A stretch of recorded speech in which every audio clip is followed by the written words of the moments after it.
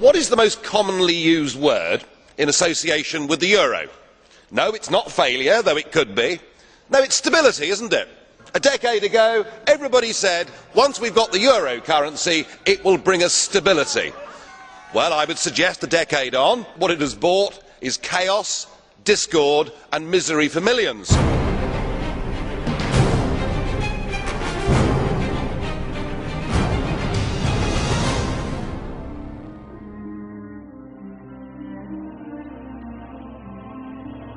What's happened in the last week marks the beginning of the end. The markets are saying it already. Italian government bonds now yield 1% more than German or French issued government bonds. The markets are saying that economic and monetary union will not last. And I'm not surprised, because it never was an optimal currency zone. One interest rate could never fit all these different countries, and you've never had proper public support. The eurozone has never been tested, but it's about to be. Spain's in economic trouble. Italy, as German economists at the time said, should never have joined the euro. But the situation in Greece, I think, is where we should focus our attention. Thousands of young people out on the streets demonstrating, demanding their government does something. But the Greek government is stuck inside the euro straitjacket. There's nothing they can do. There's nothing a future general election can do in Greece to change anything. And when people have taken away from them the ability through the ballot box to determine their own futures, then I'm afraid that violence becomes the only logical alternative. What you've done with this euro is you have trapped people in an economic prison. You've trapped people in a Volkerkerker from which to get out. It will take great courage, it will take leadership, or possibly the inevitable economic meltdown. And jeer on if you like, but have you noticed that on the bond markets this morning, Greek bonds are trading 233 basis points higher than German bonds? Now, I know that most of you in this room won't even know what that means, and those that do will do your best to ignore it. You can go on if you want, burying your heads in the sand. You can ignore the markets if you want to, but in time the markets will not ignore you.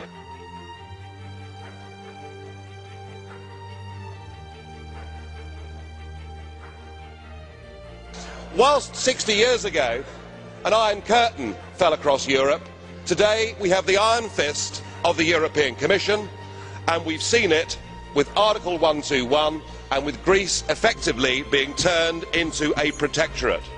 Poor Greece, trapped inside the economic prison of the euro. In 1968 we had the Brezhnev doctrine of limited sovereignty. Today we have shared values, we have ever closer European Union and pooled sovereignty, and that is what you've used. But of course it won't just be Greece, because the same is going to happen to Spain, to Portugal and to Ireland. 121 will be invoked with all of those. Mr Barroso, you said earlier we will stick to our course, and that means millions of people in Europe will be put through pain as you attempt to keep together this disastrous project that is the euro. It will fall to pieces, of that there can be no doubt.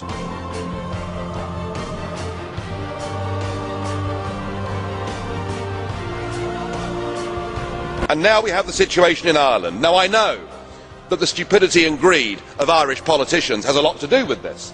They should never ever have joined the euro. They suffered with low interest rates, a false boom and a massive bust. But look at your response to them. What they're being told, as their government's collapsing, is that it would be inappropriate for them to have a general election. In fact, Commissioner Rant here said they had to agree their budget first before they'd be allowed to have a general election. Just who the hell do you think you people are?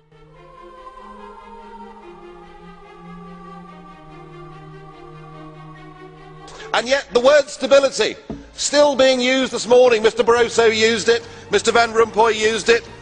Stability. In fact, we're patting ourselves on the back that the bond auctions in Portugal went well last week, when the reality is it was the European Central Bank actually using taxpayers' money to buy their own debt. Your reassurances that all is well don't work. I mean, who do you think you're kidding, Mr Van Rompuy? Bond yields in Portugal rose to nearly 7% yesterday. The public right across the Union no longer support the currency, and the battle for Spain hasn't even begun. The model itself is failing, and yet what you want is to double the size of the bailout fund. You even want to increase the scope of the bailout fund so that along with the ECB, you too can go on buying yet more of your own debt. You're using the crisis as a massive power grab to take us towards fiscal union. If you succeed, then we should change the name. Get rid of European Union, call it the Debt Union. You are very, very dangerous people indeed. Your obsession with creating this Euro state means that you're happy to destroy democracy. You appear to be happy for millions and millions of people to be unemployed and to be poor. Untold millions must suffer so that your Euro dream can continue. Well, it won't work, because it's Portugal next. With their debt levels of 325% of GDP, they're the next ones on the list, and after that, I suspect it'll be Spain. And the bailout for Spain would be 7 times the size of Ireland, and at that moment, all of the bailout money has gone. There won't be any more. But it's even more serious than economics, because if you rob people of their identity, if you rob them of their democracy, then all they are left with is nationalism and violence. I can only hope and pray that the Euro project is destroyed by the markets before that really happens. Now, what you should be discussing at your summit on Friday is Portugal, because after the bailouts in Greece and Ireland, it's pretty obvious the markets are sending you all a message. Come in, number 3, your time is up. Portuguese bond yields on Monday hit 7.6%. You know that yourself. It was only at 7%, of course, when it got there that Ireland had to be bailed out. We've also got, in April, a massive rollover of Portuguese debt, another 20 billion that has to be rolled over.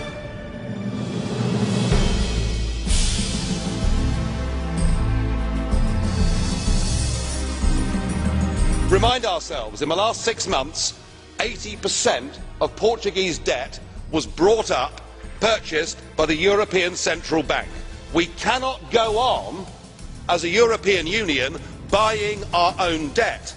If we do, the next debt crisis won't be a country, but it will be a debt crisis of the European Central Bank itself. We've reached a point with this where actually it doesn't matter what any of you say. Nobody believes you. The public don't support you. I hope and pray the markets break you. 2010 will be remembered as the year when the flaws, the deep flaws in the Euro project were exposed, and when the public in Europe woke up to the sheer stupidity of their leaders. And so here we have another summit, another crisis, confidence in the euro ebbing by the week. It's like watching a slow-motion car crash. And now you want a permanent bailout mechanism. But I think the last week's going to prove to be the watershed moment for this entire European project. You see, the only way to stop countries acting in their own national interest is to take that power away from them, to form a Treasury Department there in Frankfurt that has power over tax and power over government spending. And indeed, I've heard some of the EU extremists this afternoon effectively call for that. But you've come back to us today, and now with the approval of Mr Sarkozy and Angela Merkel, you're the head of a new economic government for 500 million people. And you've launched your 10-year plan, your wish list. And I just wonder, have you remembered what happened to the last 10-year plan that was launched in 2000? It was launched in this Parliament to much acclaim. It was a total and utter crippling failure even before the global recession hit. And in fact, all centralised EU plans fail. Just look at the disastrous, ruinous common fisheries policy. And now your beloved euro has failed. It's failed politically at its first major hurdle. You weren't able to come up with a plan at that summit. You can't bail out Greece without the International Monetary Fund coming in to save, at least for the moment, your euro dream. And yet, Mr Van Rompuy, your plan seems to be we're losing, we're failing, let's have more of the same. Let's have more Europe, let's have more failure. But it must be one thing or the other. It's either a full EU state that controls everything, or it is disintegration and back to national control. Well, President Barroso, you're certainly flexing your muscles, using the powers given to you by the Lisbon Treaty, which you pushed through using illegitimate means. You now do everything you can on the world stage and within the EU to acquire all the attributes of statehood. And nowhere could that be more apparent than in your recent proposal for a direct tax to be levied by the European institutions on the peoples of this continent. Of course, in previous times there was a very successful independence movement that campaigned on the slogan of no taxation without representation. And you certainly, sir, are not a representative. We haven't voted for you and we can't remove you. So I think with this direct tax you actually made a mistake. Because what this euro is all about, it's about a political class imposing its will upon the peoples of Europe. Remember, only 2 countries had a referendum on the euro, Denmark and Sweden, and both of them said no. What we have before us here is the new government of Europe. A government that with the Lisbon Treaty now has enormous powers, not just a foreign minister and embassies, not just the ability to sign treaties, but the ability now to use emergency powers to literally take countries over. And yet what we've heard from the European Parliament big group leaders this morning is the demand that you take even more powers and do it even more quickly. And perhaps it's worth reminding ourselves that this treaty that gives this Commission these powers does not have democratic legitimacy in the European Union at all. You ignored referendums, you denied referendums, and you bullied the poor Irish into voting for a second time. Now I'm struck that the common denominator with this Commission is the sheer number of them that were communists or were very close to communism. Mr Barroso himself was a Maoist. Sim Kallas, far from being a student activist, was even a member of the Supreme Soviet. So a top-notch communist we have there. We have at least 10 communists in this Commission, and it must feel like a return to the good old days. There must be a certain nostalgia amongst the communists.